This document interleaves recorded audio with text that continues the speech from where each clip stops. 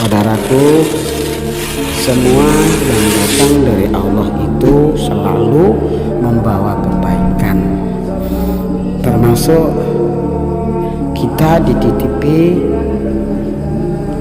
berbagai sifat dari Allah: marah, sedih, gelisah, susah, baper, atau bawa-bawa perasaan. Itu semuanya sebenarnya positif, manakala kita posisikan, tempatkan pada waktu yang tepat dan komposisi yang tepat. Pada saat ini yang sampaikan contoh bahwa perasaan itu sebenarnya positif, tapi kalau baper itu kita terapkan yang salah, memasukkan sesuatu baper yang terhubung dengan sesuatu yang negatif, merasa terzalimi, merasa tidak diperhatikan, merasakan diabaikan, merasa dihina. Justru apa yang Anda rasakan itu masuk pada hati dan perasaan, maka akan menimbulkan efek dari hasil baper itu nyata dan berdampak negatif. Coba kalau bapernya itu disambungkan dengan yang positif, kamu merasa pede, kamu merasa berani, kamu merasa semangat, kamu merasa bergairah. Tentunya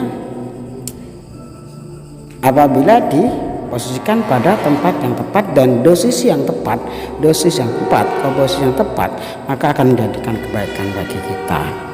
Artinya bagaimana kita itu dididik Allah, ditakdir Allah.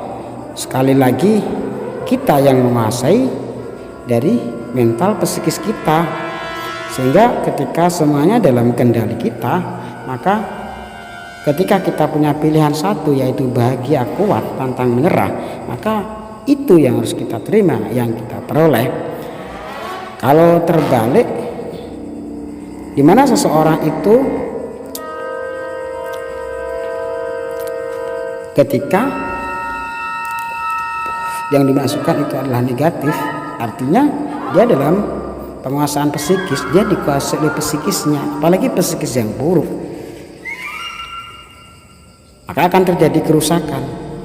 Ingat, kita itu didikta sebagai hamba Allah yang dapat menguasai dari makro alam ataupun mikro alam.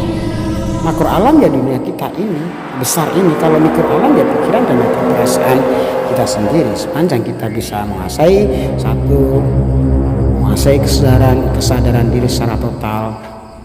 Dua, bisa mampu mengelola dari pikiran kita untuk tujuan baik kita, maka yang ada hanya keseimbangan, keselarasan, kesehatan, dan kedamaian. Bagaimana semuanya terjadi, baik keburukan atau kebaikan, ketika kita program dan berulang-ulang, maka kesemuanya itu akan menguasai diri kita sendiri dan cenderung terjadi.